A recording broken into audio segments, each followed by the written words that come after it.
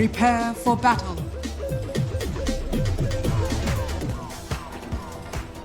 Thank you, Sheever and the gents. T, are you ready? One more game of Division 2 playoffs and it comes to an end.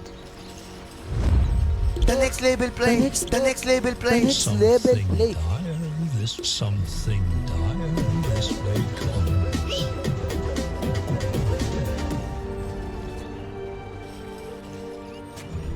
Feels like the series where he definitely starts to pop off, so to say, as he's played a good Mirana game. We doubted it. Got the Razor pick coming in. All right, a new one. Does he do the same as well smoke, in this though. one as well? I wasn't really looking, but with the same aggressive smoke. But Alliance, they're postured, they're ready. Look at them. Yeah, They're because collapsing. Alliance approached Live to Win last 30 time on their seconds high to ground. bat. Now it's the opposite way. Live to Win don't get the initiation out of it. S4 hasn't leveled up anything yet. Doesn't chance for the spear to line up on the lifestealer. Fake so. hype. Oh well. Fake hype. It's a bit of a hello. Yeah, alas.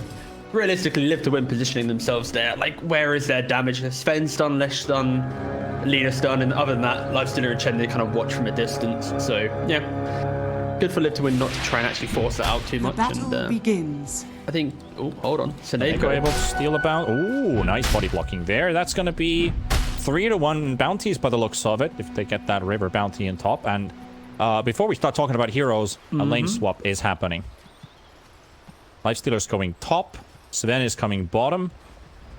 And Nico Baby is in bottom. So Alliance are going back to the aggro tri-lane to punish Live to Win safe lane. Yeah, I love the fact that like this is why best of five is so like beautiful to watch, because over the series you see this kind of like internal development, like the draft changes, the play style, the bounty rune contest, and you see here they put this Lifestealer top in that 1v1. They expect the aggressive tri lane, and yeah. I think that they mentioned on the panel the idea of there's an interview about the Razor has to lane into the Lifestealer. But for this, when you have a troll, the troll can also lane into Lifestealer and be aggressive if there's a tri lane present. Can. Now the swap teleports come in. But this is where, again, Live to Win, they have the advantage here because they can utilize this Chen TP to Radiant's bring the courier Lifestealer down has bottom been if they killed. want, once maybe a support shows top as well. They can. Yes. Lifestealer decided to teleport to top there when he was sitting in the mid area, but now there it is. It's teleporting him, and there we go. Lane So, shenanigans. pull down. Bless. Happen. What I wanted to talk about right away at the start with these shenanigans going on was Limp opting to go for Boots of Speed instantly, and I love it because it allows him to hold that static link. Ledges are really Okay, fast on the here. courier. No, wait, what? Did he? He's only got... No, he's buying it. He hasn't got it Oh, right. sorry, I see. So, okay, it's in his quick buy. Okay, Yeah, I was like, quick buy. are we seeing different things here, Chief? No, okay, no. Yeah, the idea is he wants to be able to lane, and then, of course, Raze is all about move speed. It's all about getting that static link and being able to nab that damage. So, for sure, very, very good item for him to go for. But for me, the idea built the is... Razor. I think first we need to look towards the Lifestealer and think about he is the one in the matchup which is hard countered by the Lifestealer. Last time we saw a Lifestealer game v Razor, the one time in this tournament was against Na'Vi. The Lifestealer...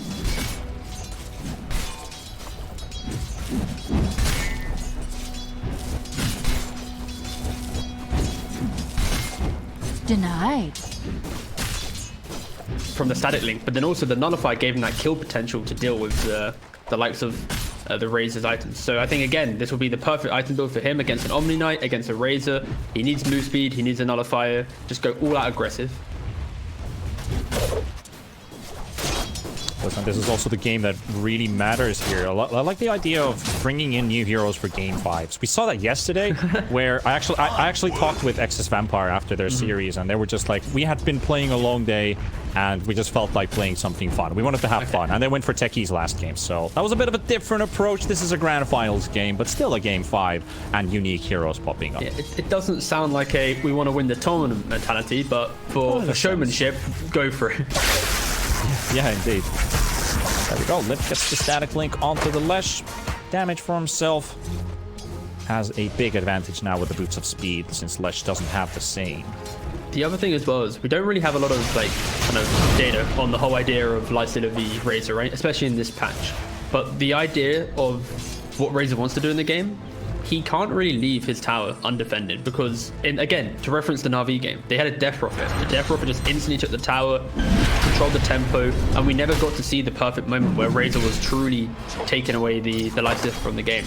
And that's where I think this Leshrac pick, it kind of fills the same role, where if the Razor ever leaves lane to go jungle, for example, suddenly your tower's fallen. If the Razor overcommits onto a lifesteal early on, this big magic damage, it can cover him. And the new age lifesteal as well with this infest, that additional move speed when you jump inside someone, if you're getting inside a Leshrac and this Razor's overcommitted and overstepped his mark, he's easily going to die to what Leshrac provides. So again, I don't think it's as simple as Razor beats lifestealer, because the team around the lifestealer can complement him heavily in removing what Razor normally does or used to back in the day. Differences. I think if we look at this top lane, Nico Baby's been getting a lot of punishment here from Lina and Sven, but still doing great in CS right now. 2 stuns come out onto Nico, and he's gonna turn Immersions in a very awkward spot because his own creep wave is body blocking him from the only boss's position. He wanted to pathfind himself closer to the tower. Lucky there, he's got a lot of 1-stacks. It'll be really interesting to see at the end of this game, like for Alliance, they reacted so quickly to the Sven pick with their troll, a tried and tested carry against Sven, a very good counter to what the core Sven provides. But then with Live to Win with their track history of Sven, flexing it down to the offlane role, it'll be interesting if Alliance actually have the momentum to punish the type of lineup, the flex that Live to Win presented in their draft, because it could also be a big shortcoming, right? The early timings, the itemization from Lifesteal as well. I've mentioned the Manta, the move speed, and then the Nullifier for aggression. He could also go tank up. He could go for the Armlet. He could go for ACE Halberd. He could play for the fact that Troll can never play Dota. And then sure, he might lose his damage, but then it's still the Leshrac show. And then eventually Sven scales into the game. So, yeah, Lifesteal has 2 options to itemize this game, but for me, it's all about FN on this Leshrac. Can he shut down the early pressure that a Razor kind of wants to bring to the game? Yeah, we've seen some aggressive Leshrac throughout this tournament, but Hansken and Limp feel otherwise, and the first blood will be picked up by Limp on the Razor with the help of Hansken's Rubik. Yeah, and this is what Alliance need to do. They need to take away the key hero in Live to Win's draft, and especially with the catapult wave, it is going to start applying some pressure. About taking away safe space. Lesh is now feeling very vulnerable against these 2 heroes. They get that first kill, maybe looking towards even more. Razor's hit level 6, almost level 7, and Lesh still at 5. Will get 6 and the next creep wave. Troll's also opting to go for that early Morbid Mask for a bit of extra lifesteal, able to jungle out as well. Very important for the Troll Warlord to keep up that farming pace. Afterlife stuns out, the LSA stun as well on top of Nico Baby, half HP. Death chance is applied on both of these heroes, but they still have a lot of abilities. FN is taken down by Limp again. And Hansken's just bullying this guy to death. Limp gets another one. But look at the vision that Alliance have admit. They've identified that Leshrac's the key figure. Double observer setup. There's no, like, the Rubik can't get seen. Because they have the wards first, if Live to Win do try and react and get their own vision out, it most likely will be seen. So yeah, just great play from Limp and Hansken, but just punishing the aggression that they want to provide. Indeed, the mid lane goggles have been placed. Yes, for sure. An eye open on that. However, CS department. Well, this is looking like the start of our series here, as Alliance closing up on that triple CS lead for themselves. Lesh and Sven are behind. Lesh also dying twice is a good start for Alliance here. Yeah, Limp actually, I think more importantly, you asked me the question earlier, but we didn't get around to answering it. It was the idea of what items will Razor want to buy. And as you see from his quick buy, he's going for a blade mill. Like, he's realized, like, well, the only way he dies is Leshrac on top of him. So if he gets the blade mail, he can become this, like, tanky unit, and suddenly Lifestealer can't kill him because of the static link. Leshrac can't kill him because of the blade mail threat. So soon, Limp could easily become this unkillable hero. You pair it with the Omni Knight as well. This is going to be soon a raid boss leaving the lane phase. Limp and Hansken are not feeling afraid at all. That ward has spotted Afterlife and Immersion moving in as Limp is taking the battle straight to the Leshrac. Here comes Esports, beautiful spear. And FN is killed for the 3rd time in 8 minutes. Limp chasing for more. Suneko not gonna be lucky. And that is a killing spree. A start for a spree for this Razor on Limp. Oh, and he gets the jelly. Oh, Limp is having an absolute field day in mid. Oh, and that's a strong And the tip. tip. He doesn't tip. That's a You know hat-trick. what? He doesn't tip the kill. He waits to get the jelly, consumes the jelly, and goes, my farm is on point. You're dead 3 times. Then he hits the tip. So, to me, that was like top That's a 5 hat-trick. series tip. Like, it's not like a premium tip like we've seen earlier, but like it's still it's up there. Like their Alliance are a juicy improving. one. Yeah, for sure. They are improving their tips for sure of the series. It's so important, like, we're thinking about all these things, because they're really crucial parts of what these players are feeling. No, they're not. What's their mental... We're chatting I so know. much shit right now. Yeah, we do. Exactly, man. Players, all right. Okay, if this was like a couple years ago, right, I'd respect that. But right now, today, modern day, players are so well, you know, they're used to the tips. They're used to seeing it. You know, they can't mute it. They had to learn, adapt, overcome. So yeah, they brush it off quite quickly. It's a mechanic, so to say. It doesn't really apply mental damage in the same way I might have thought it might have done a few years ago, but we're already used to it. However, 4 kills for Alliance, 0 for Live to win. Lifestealer leading net worth for now, but for how long? When are they going to start pressuring this Lifestealer? Do they pressure this Lifestealer at all?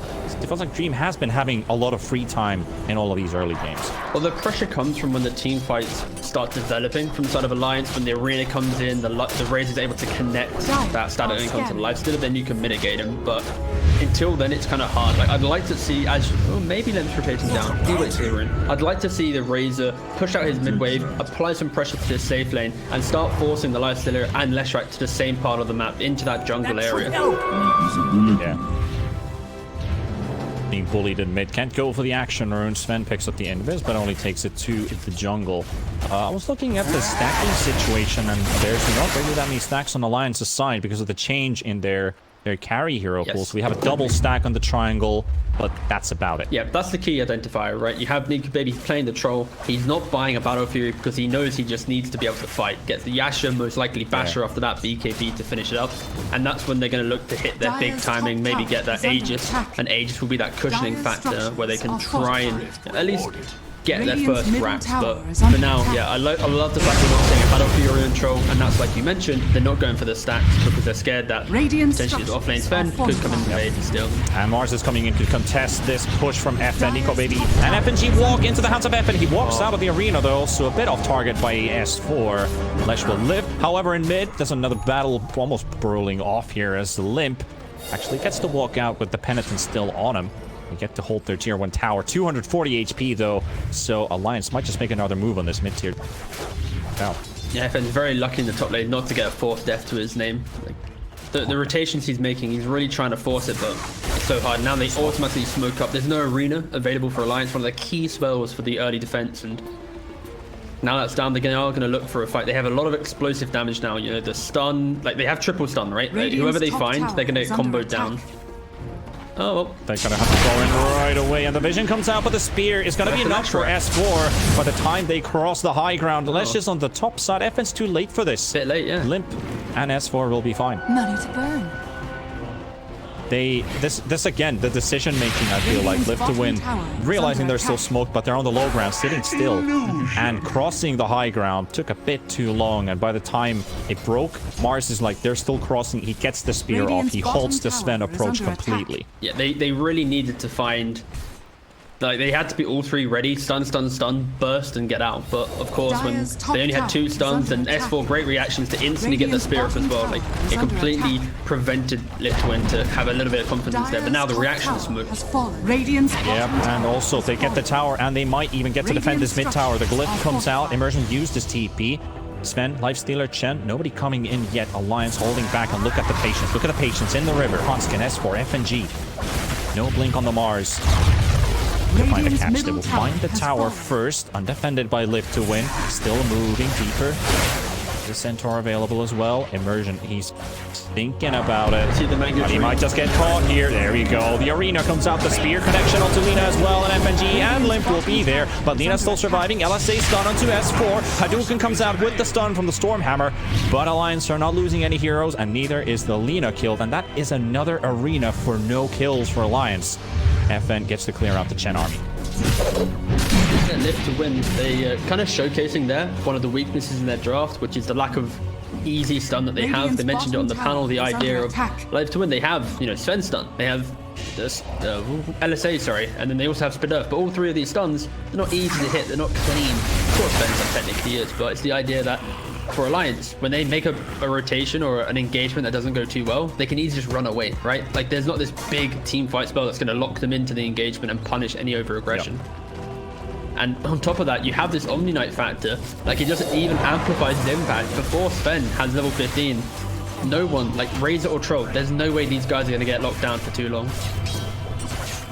You can see FN's got that Yule's ready, and because Lesh has opted to go for Yule's, Lena's going for Aether Lens. So we get that support hero with extra cast range for the stun, and Lesh already has one way to set up. But as said, those setups ain't very easy, and especially if Alliance start to approach BKB timers, which is very potential for their heroes, get a whole lot more complicated. Alliance going full aggression in top, securing the tier 1 tower for themselves by the looks of it. They're still here as 4. The only one who isn't here is Troll, and Troll is farming those double stacks. Cleared out the Ancients. Time of his life, just farming out while the rest of his team is making space. Yeah, Alliance just identified the fact that this Leshrac is in recovery mode. Dream might look for an engagement here with some maybe open wounds play to force out TPs, but again, it's such a reach, right? When the start of your team fight is described as Lifestealer runs in with open wounds, sounds pretty naff. So yeah, Live to Win, they're struggling right now with actually how to deal with the pressure that Alliance can apply. First static link onto life to the game. Pretty careful here. The slow comes out this time. A beautiful connection. S4. He missed twice, but he will not miss a third time. Meanwhile, on top, Olymp is being chased up by Dream. Open wounds has been used, and he can't get to this Razor. He's got his ulti on. He's got 92 static link damage. What you gonna do about him? Just wonder. As FN died bottom, the Razor just linked up the Lifestealer, and then Lifestealer was like, I forgot that. I do literally nothing to you, Razor. Forgive me, sir. The rune is yours, and he just kind of ran away. And they also have, well, if I look correct, yeah, they have, the Razor has 1 movement speed less than the Lifestealer. Can we get a buff, please? 7.28. We need to buff. Yeah. It's actually broken, thanks. Well, closing up on the BKB. It's all the way from the hammer plus recipe. We didn't factor in the phase boots from the Lifestealer. It's actually broken. The phase boots. Actually broken, yeah. But that's also Razor opting to go for power treads. Exactly. He's looking to be tanky. He's looking to be in the fight, exist for as long as possible. Make sure that static link has full effect. You see that with the Blade Mail for the Leshrac, the BKB as well to deal with the early magic damage. Yeah. Limp's job, like in that previous game, he was the Mirana for the egg. In this game, he is the Razor for the Lifestealer. He is just hard countering a core component of Live to Win's lineup. But in that case, shouldn't you still kind of go for face boots on Razor for the static link? It's too is it too big? Yeah, no, because like the idea is too big of a difference. Yeah. Yes, it's a massive difference in the idea of treads. You're tankier from the magic damage. You have more HP. Also, you can technically farm more efficiently with the whole tread switching. And then phase boots, there's a lot of physical damage. Right now, he's not dying to that. He's dying to the magic damage, and that's why he went for tread. Oh, Austin in trouble. Look at the damage. Instantly broken. And also Immersion pinned onto the wall. Limp will show up. The LSA stun from Immersion. Dream is coming in as well. Afterlife is looking for an opportunity to throw in a stun. 3 more seconds.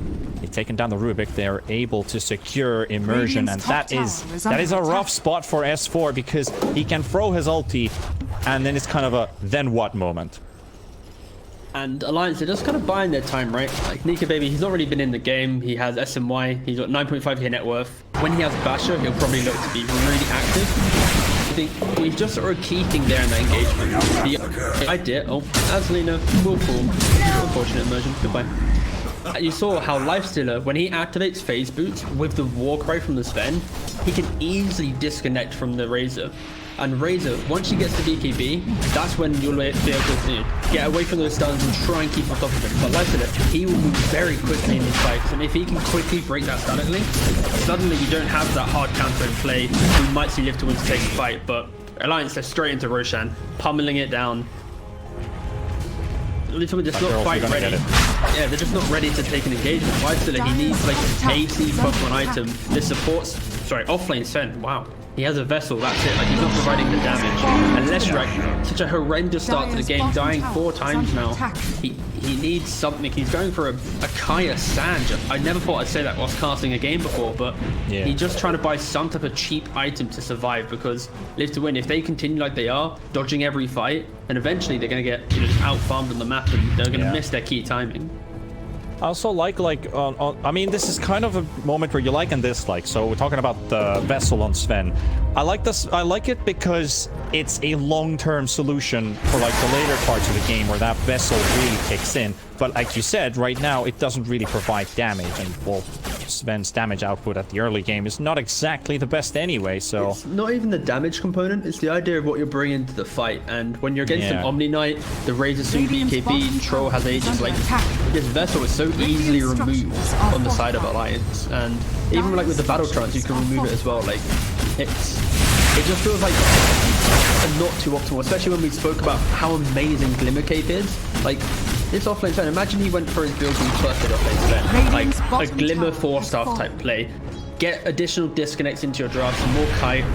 It sounds really clowny because I'm talking about Sven here, but I feel like this vessel might just feel like a weird item. But also positives from it, you can prevent the Mars from blinking into the engagement. You might be able to bait out a guard, a Heavenly Grace if you vessel the target and suddenly Omni's wasting that spell. You know, it could open up some cool plays. But quick TP's out, and Sven is taking a very dangerous detour, but it pays off for him. He takes the different side Alliance is approaching from, so Sven gets to cross the entire map to safety, and oh, look at that.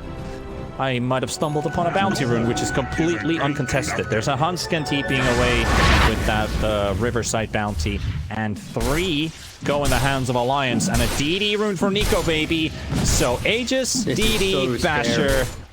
Scary things ahead for Live to Win if they get caught here, and they're heading straight towards Soneko, Immersion, and Dream.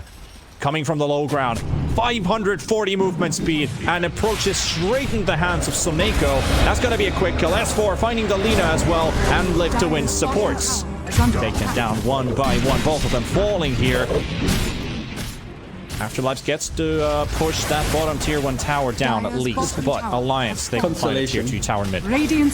Something not completely empty-handed. And Alliance, they can easily pressure the high ground here. They have the Aegis, they have the Basher on Nico Baby, BKB on Limp. They've got nothing to be afraid of. Lifesteal is just about to complete the AC. Leshrac has not, Live to Win just aren't tanky right now. They don't do any damage, and they don't have any ability to even take a team fight. They're actually in such a dire position. And Alliance, they identify this. They're just ignoring Live to Win. They just don't care what they're throwing at them. Radiant's middle tower has fallen. Sven has a blink available, but what do you do? What do you do with it? AC is completed. The best way to fight here. Like, they need to kite out this troll. They need the troll to ultimate and then drag him deep into the tier 4s and hope that he's bad positioning. Have the infested creep at least, so the Lifestealer manages to walk out. He's lost 52 of his damage. The Alpha Wolf is also there, so that's also a portion of damage gone limp.